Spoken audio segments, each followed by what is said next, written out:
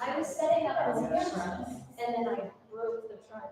So give me a second because Ben is very nice and it's a bit late. But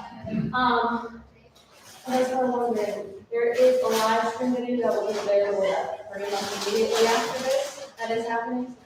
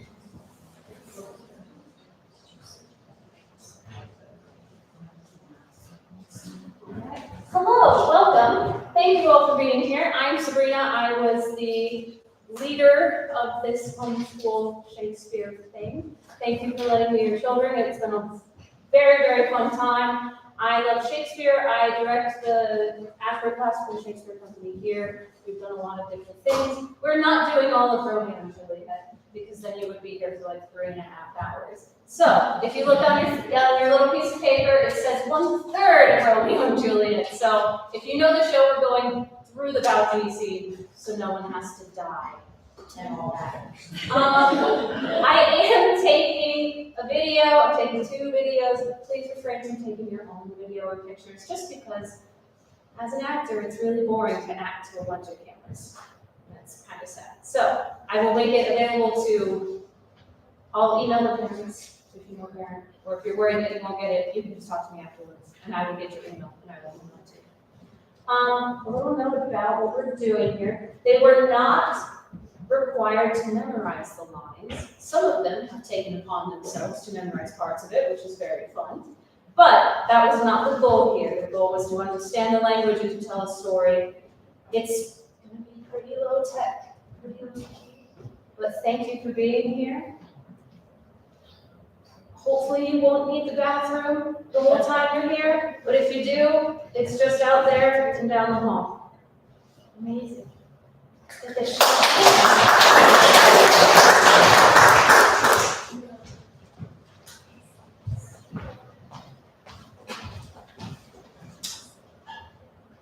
Two households, both alike in dignity, and fear of Ramona, you are seen. From ancient grudge, break to new mutiny, where civil blood makes civil hands unclean. From forth the fatal loins of these two foes, a pair of star-crossed lovers take their life, whose misadventure hideous overthrows doth with their death bury their parents' strife. The fearful passage of their death-marked love, and the continuance of their parents' rage, which but their children's end naught could remove, is now the 2 hours traffic of our stage, the which, if you, with patient ears attend, would here shall miss our toil so strive to mend.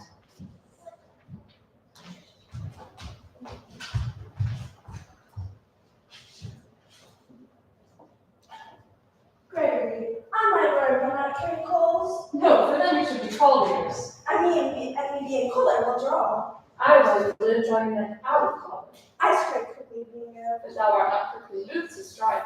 a dog pass must be moves me. To move is to stir, and be valiant is to stand. Therefore, thou art moved, thou runnest away. A dog in the house shall move me to stand. I will take the law of any man made my use. That shows thee a weak slave, for the weakest goes to the wall. 'Tis true, and therefore women be the weaker vessels or ever press the law. Therefore, I will push my kinsmen from the law and thrust his maids to the law. The quarrels between our masters and us, their men. 'Tis all right. I will show myself a tyrant. When I fall with the men, I will be civil to the maids. I will cut off their heads. The heads of the maids? Aye, the heads of the maids, or their maiden heads. Take it in what sense thou wilt. They must take it in sense that feel it.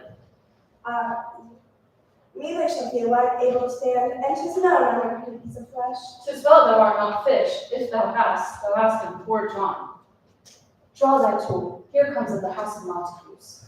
My naked weapon is out, quarrel on the back beat. How? Turn thy back and run? Fear you. No, Mary, I fear thee. Let us take the law on our sides, let them do. I will frown as I pass by, let them take it as they list. Nay, as they dare. I will bite my thumb at them, which is a disgrace to them if they dare. Do you bite your thumb at us, sir? I do bite my thumb, sir. Do you bite your thumb at us, sir? So on my side, if I say I. No. No, sir, I don't bite my thumb at you, sir, but I bite my thumb, sir. Do you quarrel, sir? Quarrel, sir? No, sir. But if you do, sir, I'm for you. I serve a good man as you. No better. Well, sir, Say better, here comes one of my master's kinsmen. better. You lie. Draw of the men. Gregory, remember thy washing blows. Heart fools, put up your swords, you know not what you do. What art thou drawn from these heartless lines? Turn thee, Benvolio, look upon thy death. I do but keep the peace. Put up thy sword, or manage it to part these men with me. What drawn talk of peace? I hate the words, I hate Helen. All Montagues indeed. Have at thee, coward! Call those bills, partisans! Strike, beat them down! Down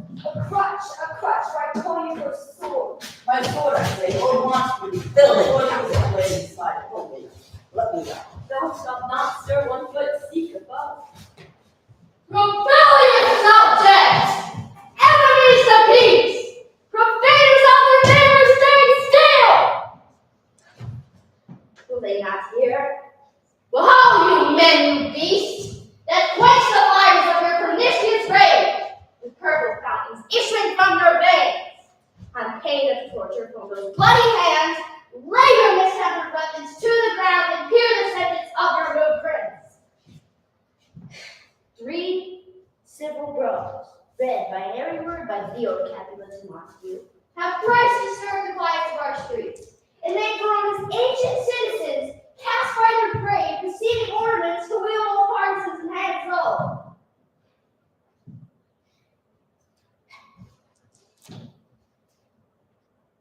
Cankered with peace, to partridge cankered hate.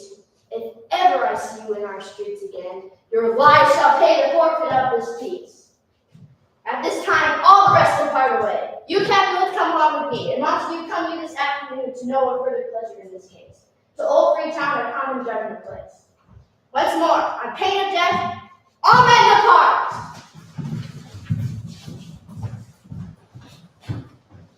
Who said St. Jude Romeo and Juliet?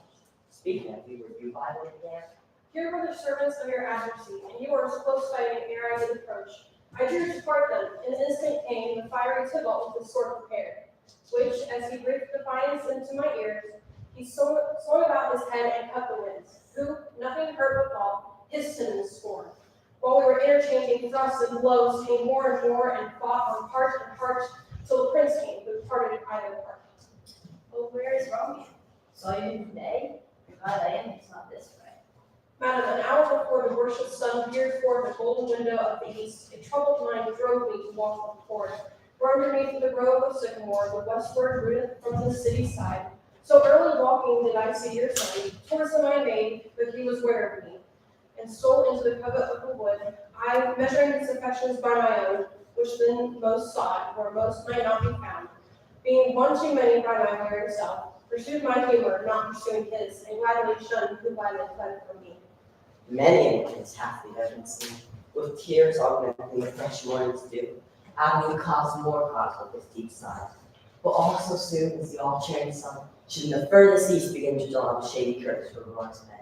Away from light steals home my heavy sun, and private in his chamber pents himself, shuts up his window, locks their daylight out, and makes himself an artificial moon. Rocking pretentious was his humor through, and less good counsel made the cause remove. My noble uncle, do you know the cause? I neither know it nor can learn, Have you importuned him by any means? both by myself and many others. But he, his own affections counsel is to himself, will not say it true, but to himself so secret and so close, so far from sounding and discovery. As is the way its neighbors were, where he can spread sweet leaves to the air, or they can be the same. Could we but learn from whence the sun is born, we would as willingly give care as now. See where he comes, so please you step aside. I'll know his reasons won't be much denied. And with our words so happy by us, to hear true shit come. So, Good morrow, cousin. Is the day so young? But news struck 9. I need sad hours too long. Was that my father that went hence so fast? It was. What saddens lengthens Romeo's hours? Not having that which makes him short. In love? Out Of love. of her favor, where I am in love. Alas, that love, so gentle in his view, should be so tyrannous and rough and crude. Alas, that love whose view is muffled still, should without eyes see pathways to his will. Where shall we dine it? Oh me, what fray was here? Yet tell me not, for I have heard it all. Here's much to do with hate, but more with love.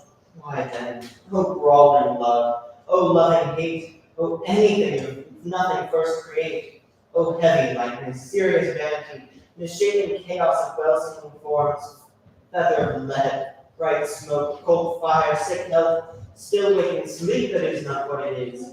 This love I feel, that no love in this. Must thou not laugh? No, cousin, I rather weep Good heart, but what? at thy good heart's oppression. Why, such is love's transgression. Griefs of mine own lie heavy in my breast, which thou wilt propagate to have it pressed with more of thine. This love that thou hast shown doth add more grief to too much of mine own. Love is a smoke made with the fumes of sighs, being purged, a fire sparkling in the lover's eyes, being vexed, a sea nourished with loving tears. What is it else? A madness most discreet, a choking gall, preserving sweet. Farewell, my cuz.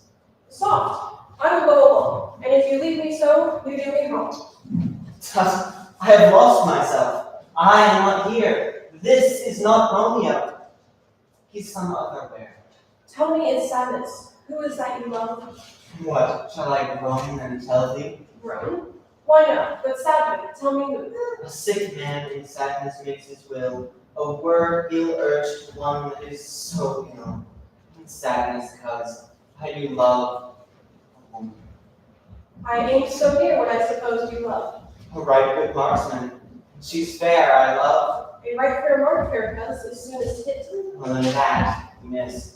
She'll not be hit with Cupid's arrow, she hath Diana's wit, and in strong proof of chastity well armed, from love's weak childish bow she lives uncharmed.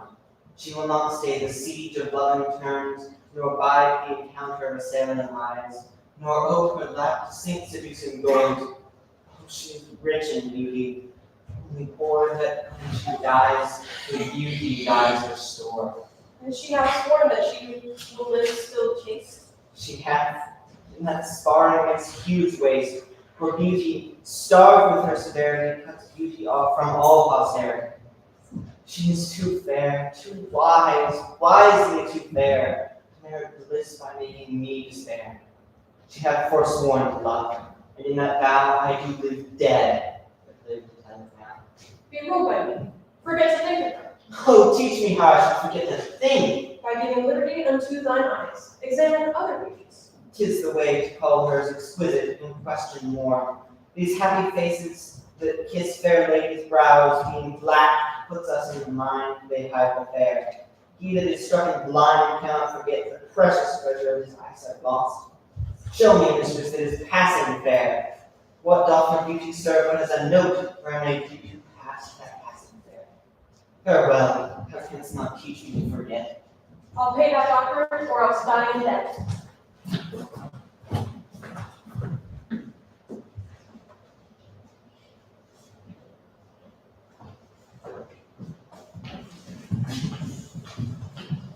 But Montague is not this world's eye, and come to the light.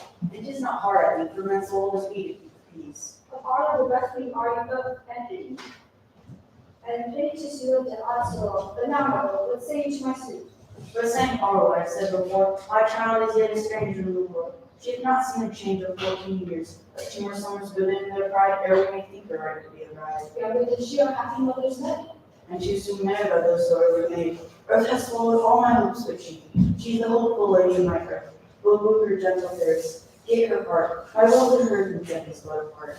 And she agreed within her scope of choice. Lies my consent with her according voice. This night I hold an old custom of peace, whereto I have invited many guests, such as above. And you among the store with warm swell that makes my number warm. At my courthouse of vocal this night, earth treading stars that make dark of the night. Such comfort as do lusty on my field, on wild apparel cape on hill. Of looking winter treads, even such light, on fresh thermal buzz shall eat this night.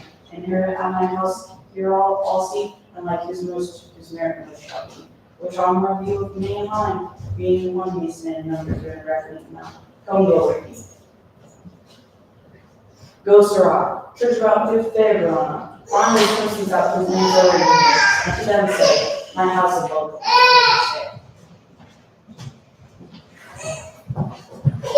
Read the mouth whose names are written here. It is written in this round. This last. We should look at the pencil and the painter with it next. But I am sent by those persons whose names are here writ. I can never find the names which the writing person here had there. I must learn in good time. So then, one fire burns out another's burning. One pain is lessened by another's anguish. Turn giddy and be helped by backward turning. One desperate grief cures with another's languish. Take thou some new affection to thy eye, and rank poison that will die. Your plan Haley is excellent for that. For what, I pray? Your broken shin. Why, Romeo, art thou mad? Not mad, but bound more than a madman is. Shut up in prison, kept without my food, whipped and tormented, and good evening, good fellow. You good evening, I pray, sir. Can you read? I am fortune in my misery. How does you learn to tell? But I pray, can you read anything you see? I know the letters or language. Say honestly, best you read. Stay, fellow, I can read. Signor Martino and his wife and daughters, County Anselm and his beauteous sisters, the lady widow of Vitruvio, Signor Placentio and his lovely nieces, Mercutio and his brother Valentine, my uncle Capulet, his wife and daughters, my fair niece, Rosaline, and Livia, and Signor Valentino and his cousin Tybalt, Lucio and the lively Helena. A fair assembly. Whither should they come? Whither? Zara? To our house. Whose house? My master's. Indeed, I should have asked you that before. Now I'll tell you without asking. My master is the great rich Capulet, and if you cannot pass the Montagues, I pray, come and crush it down wine. Rest you, Mary. At the same ancient feast of Capulets, such the fair Rosalind whom thou so lovest. With all the admired beauties of Verona, go thither, and with untainted eye, compare her face with some that I shall show, and I will make thee think thy sworn approach. The devout religion of mine eye maintains such falsehood than turn tears to fire, and those who often drown could never die, transparent heretics be burned for lives. One fairer than my love, the all-seeing sun ne'er saw her match since the world begun. Tut, you saw her fair, none else being by, herself poised with herself in either eye. But in that crystal scale, so there be weighed, your lady's love against some other maid, that I will show you shining at this feast, and she shall scant show, well, that now seems best. I'll go long, no such sight to be shown, but to rejoice in splendor, my own.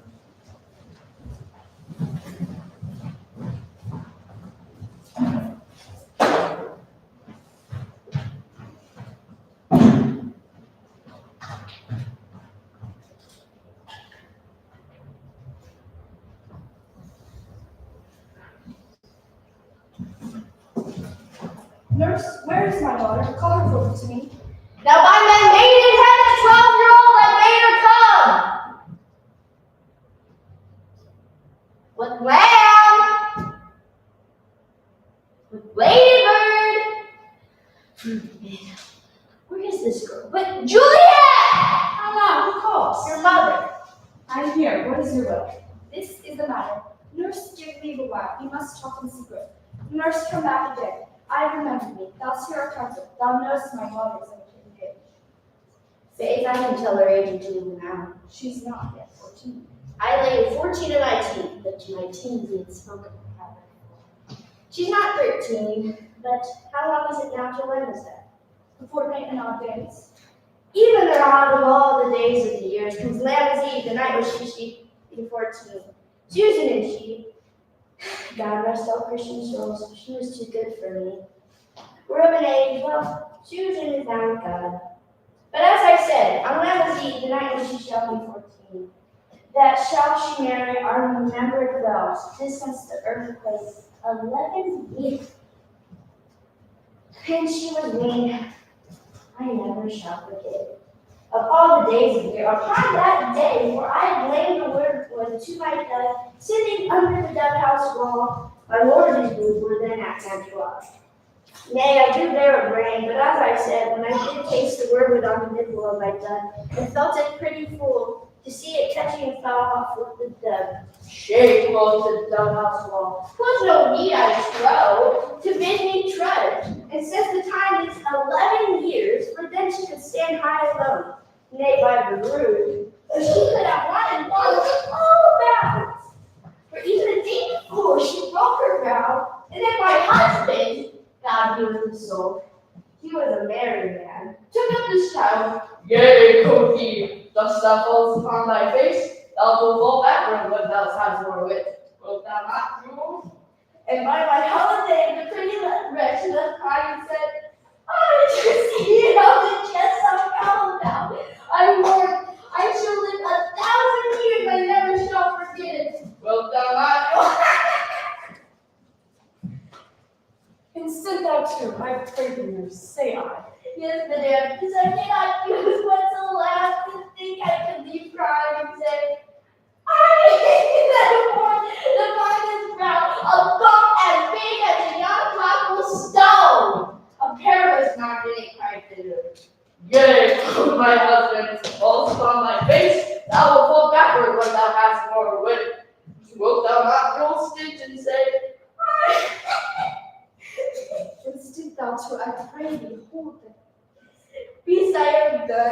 and Mark beat you his grace. That was the prettiest babe that ever I nursed. And I might have seen you married once I had my wish. No, that Mary is the very theme I come to talk of. Tell me, daughter Juliet, how stands your disposition to be married? It is an honor that I can not of. An honor, where I not only nurse, I would say thou hast sucked wisdom from thy teeth.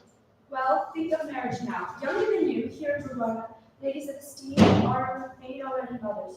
By my count, I was your mother much upon these years that you are now made. Thus then, in brief, the valiant Paris seeks you for his love. A man and lady such a man. Oh, But he's a man, what? Verona summer hath not such a flower. nay, his flower is a very flower.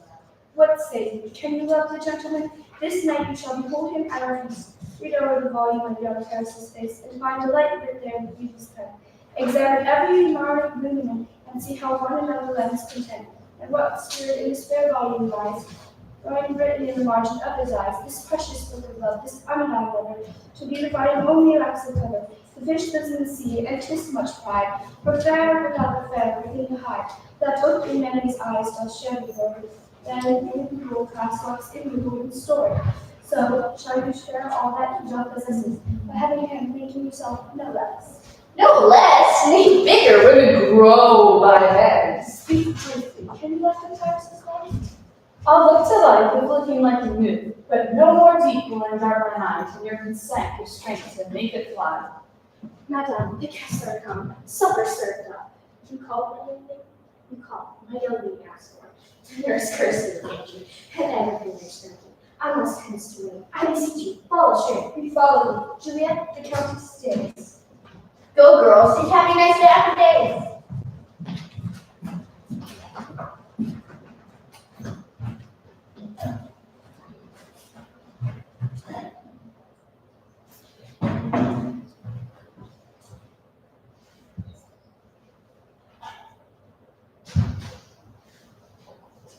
What shall this speech be for our excuse? Or shall we on without apology? The day is out of such publicity. We'll have no Cupid perfect with a scarf, bearing a tartar's painted bow of black, scaring the ladies like a crow keeper. Nor no bountiful